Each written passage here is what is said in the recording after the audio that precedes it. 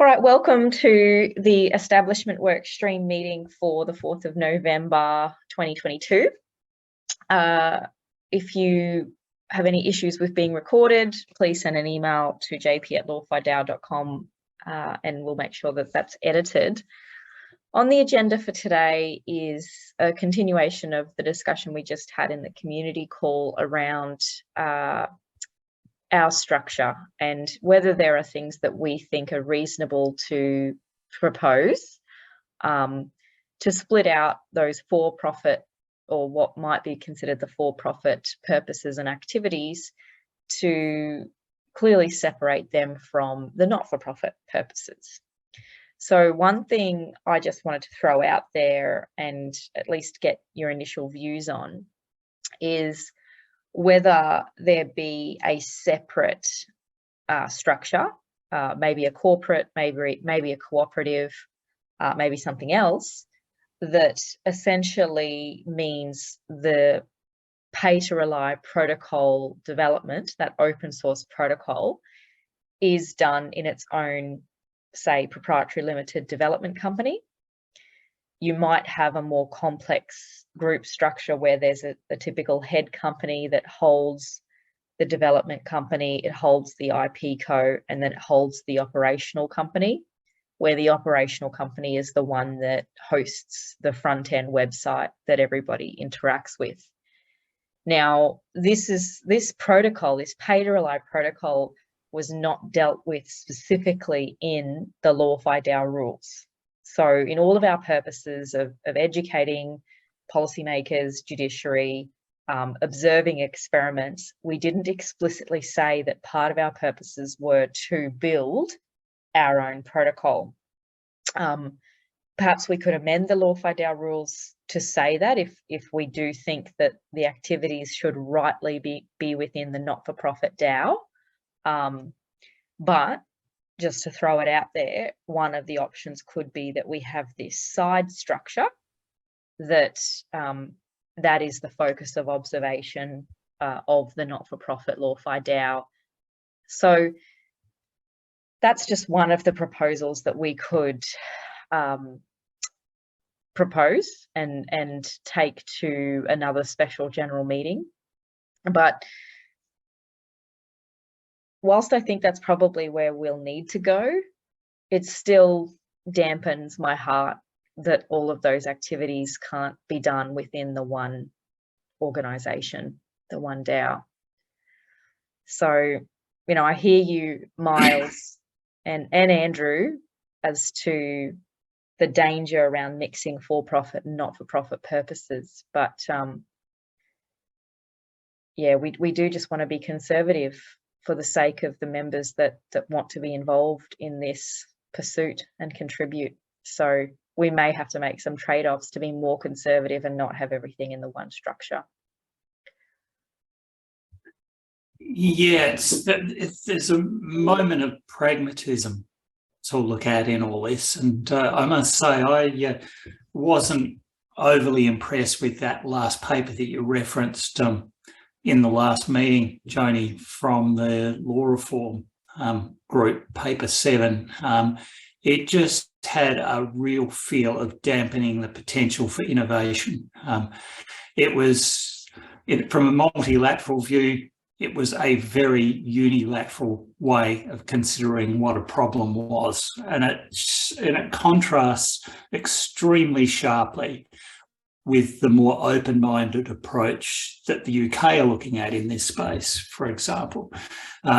So it's almost as if we are stuck in the wrong jurisdiction for what we really want to do here. And I don't know where that puts us in terms of members' appetites for looking a little bit more exotically at it. But I just see Australia heading down a dead end again in this space at the moment. Now, hopefully that's a moment of time and depression kicking in from where things are not looking at things from an innovation perspective. But It just feels like where things are at the moment. And your point earlier, Miles, where you were talking about the fact that there used to be something that would be perfect for this and there ain't anymore, it just reinforces. It sounds like that went into decline about the same times that cooperatives went into decline, give or take a few years, but basically in that same space. And I think the answers are already there. They're just one thing I did take out of that law reform paper that I hadn't considered before, which actually makes it more difficult, is there can't be a federal intervention in cooperative law, for example, which was where we've talked about the Achilles heel is that it's a state-based regulatory authority. It appears, reading that paper, that it's very much enshrined in the Constitution. The federal remit doesn't have the framework to be able to step into that space, even if it wanted to, which then opens up a whole nother can of worms. But it also means that a place like the UK, who don't have those sort of constraints, or New Zealand, who also don't have those sorts of constraints, have the ability to take a more holistic view of how they regulate, and therefore can be more innovative in their thinking. Well, yeah, I hear your disheartenment also, Andrew, but it is a background paper, and we have the opportunity to make submissions and have some influence to increase the open-mindedness of not just the Commission, but the government, you know, and the policymakers reading it. So I really hope that we can have that influence by making Yeah, well, it's certainly worth us having a crack at that. Absolutely. Yeah. Yeah, and I am actually having a chat with a UK Web3 lawyer next week. So I might further the discussion on that. Was it called a CIC, Miles? That hybrid not-for-profit company, and just see whether they've dealt with it to use it as a DAO structure. I don't think they have. In a lot of the structures I've been abreast of, where the advice has gone through the UK, is still that they're opting for either the Caymans, the Panama, or the BVI Foundation, and that is one of those is the vehicle to raise funds through the issue of the token, and then there is an allocation of the proceeds to a different fund or entity, probably in one of those jurisdictions as well, or in Singapore. And then that fund makes the allocation to the development company to actually build the protocol and do the marketing and community development. So I still don't think that any UK-based entity is being used, but I'm clarifying that next week and seeing if we can bring that UK heavyweight support into LawFi DAO, possibly into one of our establishment committee sessions. We may need to change the time to account for the time difference, but I'll see and I'll report back. Because LawFi DAO, we could even find ourselves seeking to use the UK CIC structure. Who knows? Yeah, well, they have their own regulator. I had a quick look at the site that you put the link up for, Miles. Thanks for doing that. And there's quite a bit of substance there. I haven't read any of it yet, but it's quite an active series of news articles there, and the forms seem very well laid out on there. And so it's certainly something to investigate. Yeah, that's right. And I think in the same way that I presented the slides in the special general meeting about the protocol options, the structuring options part of that deck, I think, needs to be split out into its own presentation, and just some visual diagrams put as to the mixed not-for-profit and for-profit structures we could use and the risks that poses for members and others. And then the structures, or the side-by-side structures that would split out the for-profit things versus the not-for-profit things. But again, like being a tax lawyer by training, and even in regulatory law, the courts and the legislation is written as such that you take a very broad view.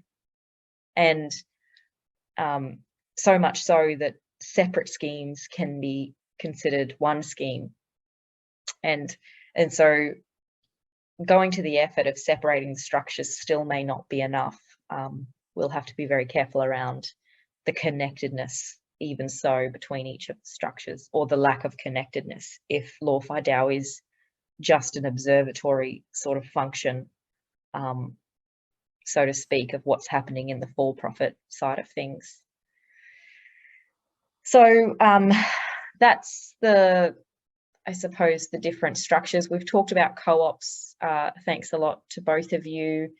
We haven't talked a lot about trust structures, really, or delegate or nominee structures yet. So these could be Australian-based entities that act on behalf of either an incorporated structure or not, like, it's not necessarily incorporated, but it's in pursuit of that purpose. But it kind of gets us back, if we're acting as a nominee or delegate in relation to a purpose, it gets us back to the position we are with the unincorporated association and potentially mixing for-profit and profit purposes. So unless we go to the effort of clearly delineating, we're still found in confusing territory, in my mind. Okay, well, should we maybe even work through some of the background paper of the ALRC and just test some of those concepts together today, unless there were other items or further structuring things that you wanted to go through? Sure, we can do that. Oh, let me dig up. I've already got my notes in my copy. All I've got to do is check my filing and see where I put it. Yeah, that's all right. I'm just going to share it on screen so that it's easy. Okay.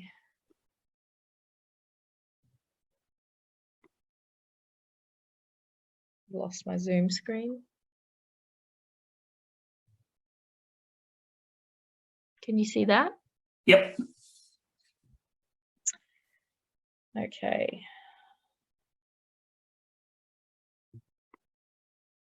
All right, so skip through the formalities. I mean, I might just go paragraph by paragraph because of the lawyer in me, but also I think that if somebody comes to this and reads it, there's a lot of loaded terms, there's a lot of assumed knowledge still, and part of it needs to be corrected or broken down to explain exactly what's going on.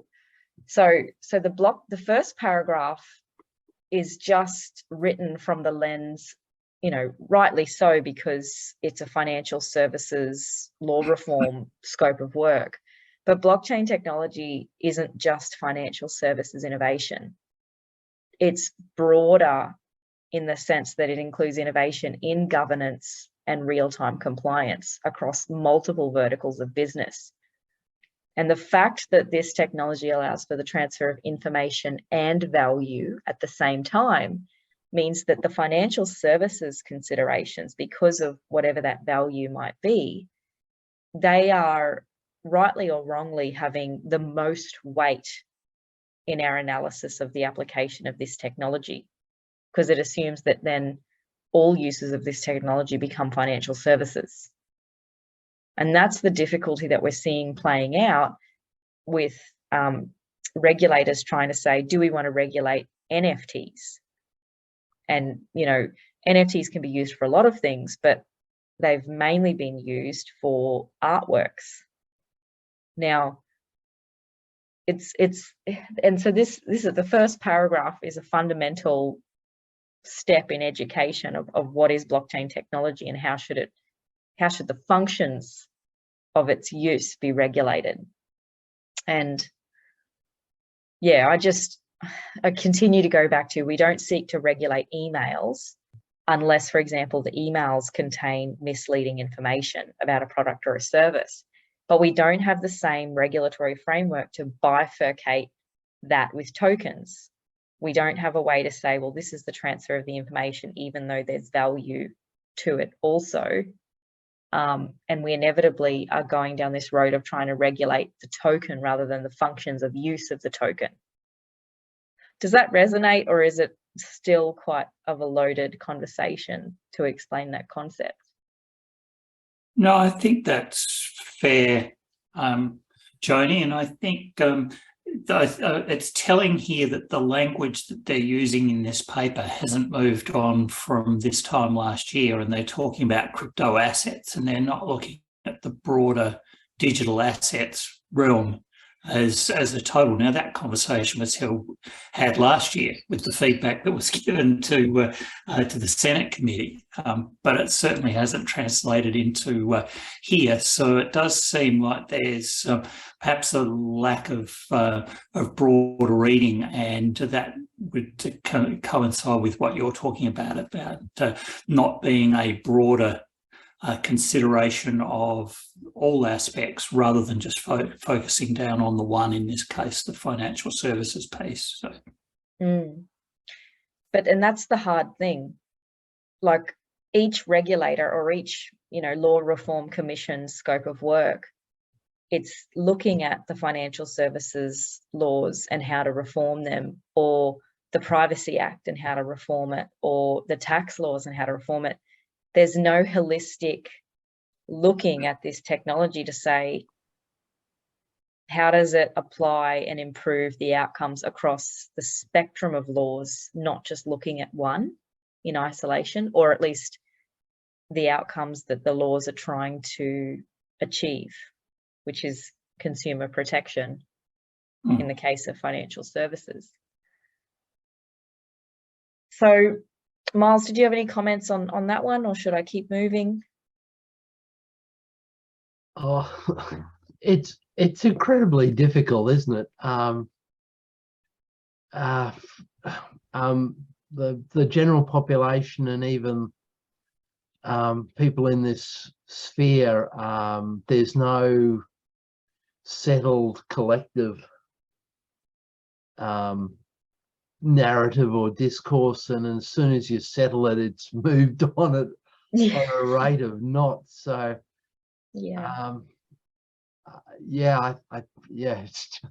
it's just such a new and moving target that's just impossible to follow. So I just acknowledge that.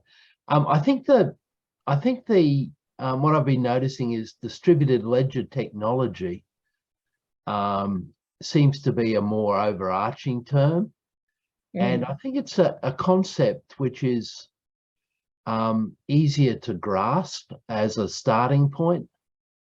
And it cuts to the basics that here we've got as I would understand it, we've got a securitized, anti-fraud, anti-tampered with way of having a ledger of whatever, and that seems to be the key of it. If you can, and then you build upon all the different variations and permutations of the use of that distributed ledger. Anyway, I'm still all at sea, frankly. Well, Miles, I think hope of try to nail it down. I think the question that you're begging to be asked there is, what does digital ledger technology make possible to benefit society in its broadest sense? So I think there are certain attributes that it has. So the distributed ledger has attributes with voting, with automating certain transactions, which usually financial, but could be others. And a lot of the applications do it because people can, not that it's more effective or efficient or socially valuable, which is fine. That's what innovation's about. Mm. Yeah. But that's the crux of it. You know, this technology has potential to benefit broader society, and yet because it affects so many aspects of society, each form of regulation seeks to influence or, you know, include it in its purview, which stifles the overall possibility of the innovation, because we don't take a holistic approach to the way we see all of the different laws operating together, or in fact that they don't operate together. Yeah, that seems to be the crux of it to me. And really what we're saying is, if you unpack that word attributes and you look at all the different potential attributes that the technology does make possible, and then you build a matrix around each of those and go line by line through the attributes and break down, they all carry something in common, and that is the benefits, the risks, the consequences, and then break that down into each of the different applications. Then you start getting a broader holistic view of where you're at. But maybe that's a kumbaya moment. I don't know whether that's real. No, it goes straight down to paragraph 3. So my response to paragraph 3, the question is, how should the regulatory system adapt to accommodate the business models, the technologies, and the practices that are constantly evolving? And my initial response was that it needs to be a properly funded sandbox with active involvement from multiple regulators. So ASIC, APRA, ATO, AUSTRAC, ACCC, ACNC, and the information commissioners. And that would assist the regulatory system to adapt, because currently all we have is the ASIC sandbox, and it doesn't permit complex products like DAOs or like crypto products as far as I'm aware. So there's no safe way to launch these emerging business models, including to retail consumers and investors, in a way that the regulators can observe in step. And until we have that, or like a regulator that oversees all of them, I just think that we've got a gap in the way that we shepherd, or at least allow for innovation to occur in Australia.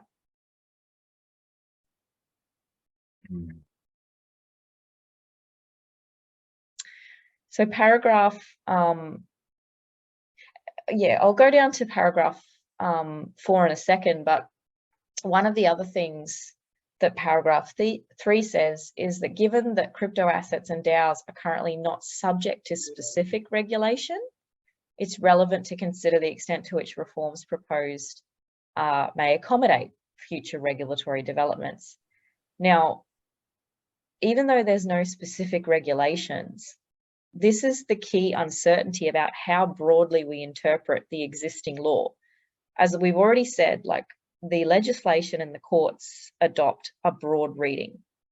However, if the legislation came into effect when we didn't have these emerging business models in place facilitated by technology, then the policy issues in front of us now, or policy opportunities particular to this technology, were not in mind at the time the legislation was introduced. So if the policy considerations aren't encapsulated, does that mean that you don't have a forever and a day broad reading, that it stops?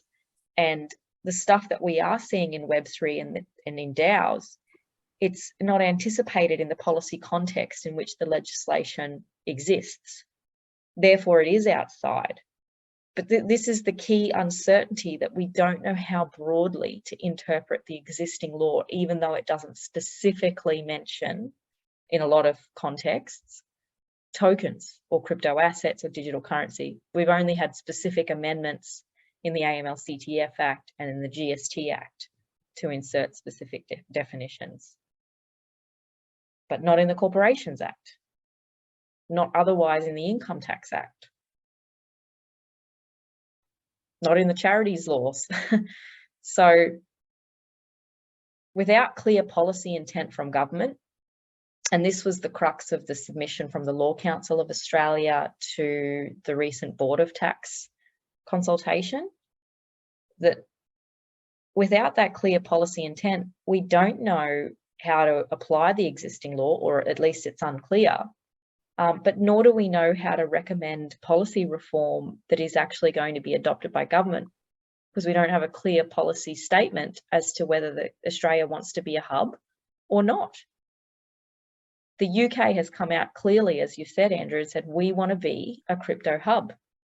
And we're doing all of this reform in mind of clarifying the law or reforming the law to ensure we are a crypto hub.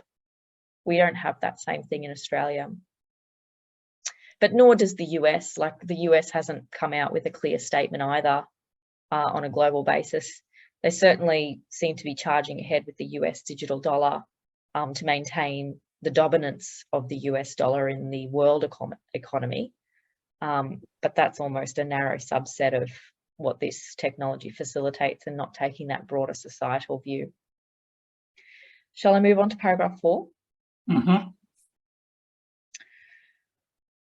Okay, so one of the focuses of the ALRC inquiry is the extent to which reform might recognise the continuing emergence of new business models.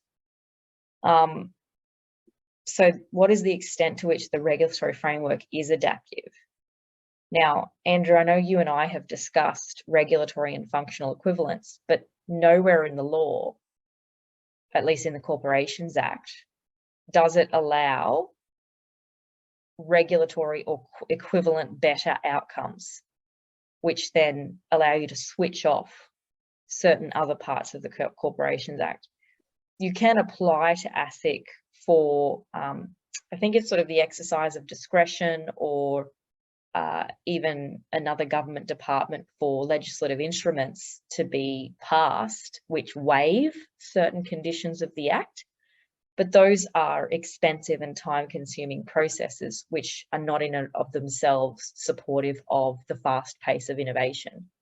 So there's no safe harbour or sort of boundary lines for an innovative project to aim for a regulatory equivalent or better outcome and state why a particular requirement, such as the need for professional indemnity insurance, hasn't been taken up, for example, in their offering to the public.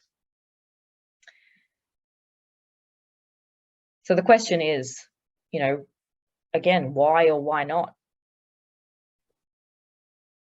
for that safe harbour type provision? Particularly if the technology seeks to achieve outcomes for consumers or businesses or governments that are equal or better than existing. But the current perception of DAOs, there has been a lot of bad acting and a lot of lack of clarity. You know, they just move so fast, and tokens are very exciting, incentives are very exciting, that the legal steps and even just putting things in plain language so that the community can clearly understand what's going on, those things get missed. And so DAOs have been getting a bit of a bad rap. But it's not, it's a criticism in a vacuum, because if they looked to toxic corporate cultures, the things that go on inside of organizations that are not transparent, that people need to go and get expensive legal advice to further, you know, their employment, their workplace rights, the ways in which things are progressed in front of investors, none of that makes its way into the public in the same way that it does with DAOs. So despite DAO governance and DAO community management being messy, it's still transparent and has multiple eyes on what's going on. And in some ways, is a mitigant to this culture of cover-up and ongoing cultures that are ruining the mental health of a number of people. So I think the same criticism was levied at the Bitcoin network early on to say, with all of the miners around the world, you know, it's more expensive to transfer a unit of Bitcoin than it actually is to send your dollars with the banking system. But nobody was comparing the actual costs of the banking system. So we're not comparing like even apples for apples or seeking to compare them properly. It's just this high standard and this critical standard being levied against DAOs to be perfect from the get-go, which stifles the innovation. I think it is, it's a function of innovation sometimes to challenge, and there's a sense of fear of change or protecting position or any number of those things that play a part in this. It doesn't suit everybody and everything to be transparent. So it's pretty scary that if you really dig into it, it is transparent. You know, things like Panama Papers and all those sorts of things in the past have taken massive amounts of resource over a long period of time for people to be able to assemble the knowledge that they have, to be able to finally bring it to the attention of the broader community. Well, technology makes it possible to do that in a different way, and that doesn't necessarily suit everybody.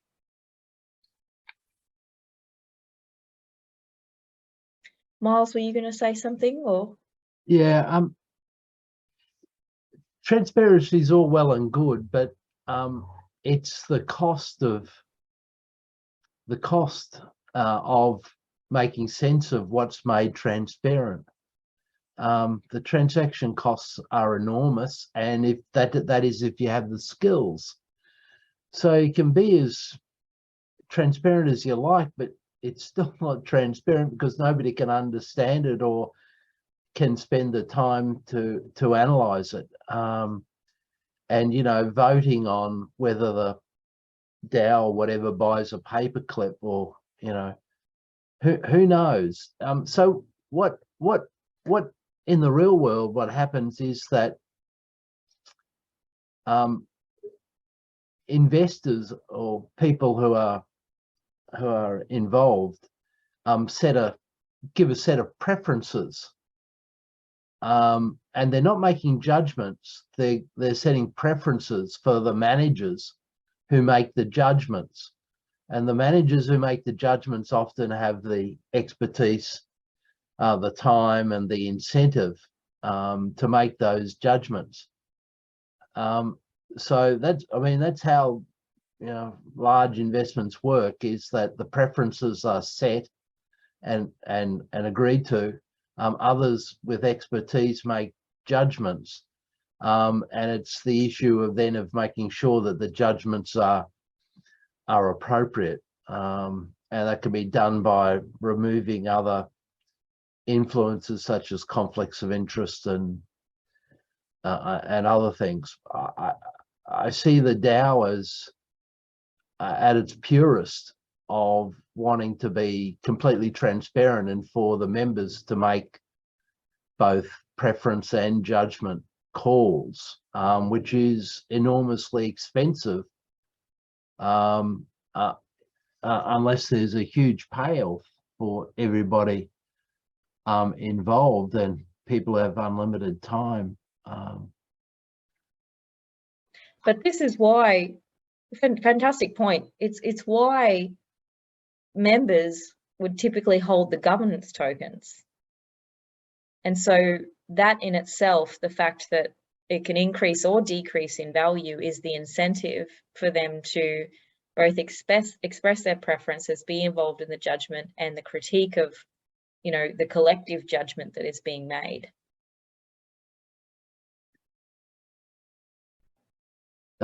Yeah, I can see that, but yeah. Moloch DAO, so Moloch DAO, for example, is a little bit more sophisticated in that you don't just hold your governance token, you essentially commit it.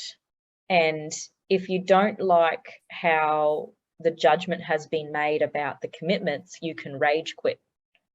So you can automatically get your funds or your tokens out and then sell for something else should you not like the direction of the judgments. Yeah, I mean, I've stumbled across all sorts of voting processes and informed by economics, and yeah, they're truly bewildering set of options available. I'm not sure that they're robust enough to beat the pure economic efficiency of I'm trusting those people. It's like the charity regulators say, well, a charity should put up all its information so donors can make an informed decision. Donors don't want to make an informed decision. The gifting is triggered by an emotional reaction that pure logic and rationale is the furthest thing from their mind. They just want to donate, get the warm inner glow and move on. Yeah. Or the deduction. Yeah. Well, not even the deduction. But yeah, most people, it's emotional. Yeah. It's emotional. It's not, oh, I want a tax deduction. There's some of that behavior, but it's not the majority of it. The bushfires weren't driven by tax. Appeals weren't driven by tax. They were driven by people's homes and families being burnt or suffering damage. So yeah, I'm sorry, I haven't got any answers, but I just think it collapses on its own transparency and inability of people either with the time or the talent to invest in this, and so it becomes not an efficient investment. It becomes an inefficient use of people's time and talents. Well, that's the debate.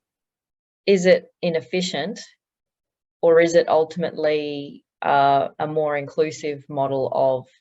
So in striving for inclusiveness in decision making, is that inefficient, or are we too constrained in our capital markets views of the world, which go against sort of the First Nations, flatter structures, more community-oriented decision-making? Has the capital market structure prevailed upon us too much that we now can't function at that more organic, flatter structure, community level anymore? So even if it's a big DAO, you could have flatter structures throughout it. I think you're having very flat sort of feminist models, of feminist organizations that I've observed in their administration. Yeah, it's very much navel gazing, but it's authentic, and that's what people want to do. Fine, but you may, if you want to achieve external outputs or outcomes, it may not be the most efficient model. And in terms of well, this is why we've got DAO typologies coming out now. Some people do want the DAO to achieve the particular outcome of protocol version 1 and then go to version 2, but then others are the social club DAOs where they just want to make sure that some people organize an event every quarter. Yeah. So is it a matter of using technology to organize preferences better and to monitor judgments? And that is a whole range of sophistication that I don't think I don't see. Yeah, Miles, that is in fact the core of the model that our group is working on. Our exemplar model is doing exactly that. So what we're attempting to do with that is to take cooperative principles, work through a series of member classes with rights and obligations and risks and all those sorts of things, recognise that not everybody needs to or has the capability or the information to make a judgment on everything. So the member classes that they sign up to are ones that they wish to participate in, and that there are a layer of there's an element of centralisation that sits through of things that traditionally need to be centralised in a regular structure, such as risk, quality management, those sorts of aspects. Whereas we then layer in a series of delegations of authority for people to be able to know exactly where they stand, have a list from their member classes of which pieces they wish to participate in to satisfy their member engagement and involvement, which under cooperative law that is required. You have to actively participate. We're not saying you have to actively participate, but we're taking that same principle. And that way, creating an opportunity for people to participate in the area within the purpose of the DAO that makes sense to them, that they have the capability for, that they want to participate in. And that's what we're looking to build. Yeah, I can see that. Yeah, and that, class approach we may have to do with Lawfy DAO, because regulators will more likely want to be just observers. But for that observership to be recognised in a class token, so that there is some boundary around the fact that they've been present on a virtual meeting which is recorded, it's not by any way of endorsement, that somebody would know this regulator A is an observer class member, and the terms of their observing membership is not any endorsement or promotion of the underlying DAO. Exactly. So that's the piece. That's the crux, Joni, of that piece of work that we put forward as a potential to start building out a blueprint of what that actually looks like, and nail down on what are the true purposes we want to get to. How do they layer up? What sort of member classes do they require? What sort of rules within member classes do they need? And effectively build a skeleton blueprint of, okay, this is a map that we can take to the members, that everybody can have a vote on or input or whatever they want to do, and then it gives us something to move forward with. So yeah, absolutely.